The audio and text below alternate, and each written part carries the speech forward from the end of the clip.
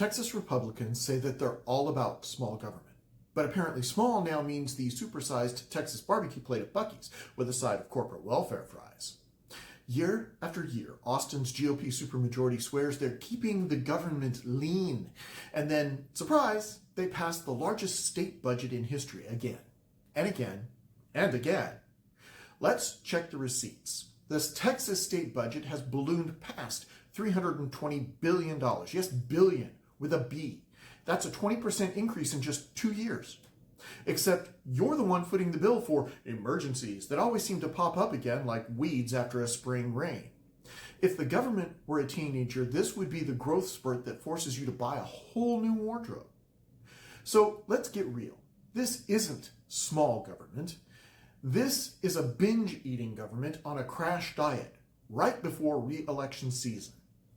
Here in Denton County, the tax rate just dropped a smidge from 18.189 cents to 18.186 cents per $100 of assessed value. But the average home value in Denton County is now around $510,000. That's up several $100,000 over recent years. So even though the rate it's dropping slightly lower, the bill is still going up because your house is worth more and taxing entities piggyback off of that. Meanwhile, Denton city leaders say they'll need to cut at least $14.5 million from the city of Denton's budget, or dip into savings because revenues are falling even though the tax bases are rising. That's not fiscal conservatism. That's ordering the triple meat brisket plate and putting it on your tab. But they put on the costume every election season and then go on a spending binge that would make a drunken sailor blush. And I say that as a Marine who's actually seen a drunken sailor. So instead of this rate dropping but value rising racket, let's workshop some real solutions. Freeze appraisals in booming years. Make growth predictable so your taxes don't surprise you. Audit all special districts and mandate transparency for where each cent is going. Cut unnecessary spending on pet projects and bloated admin, and then only increase staff when absolutely required. Don't hire just because you can. And push the no new revenue ratchet. If the revenue from growth is enough, reduce the rates more. Don't just barely lower them while collecting way more.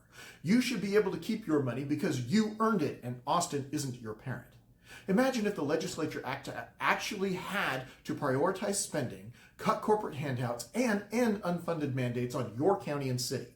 Your property tax bill might finally go down, not just rise more slowly.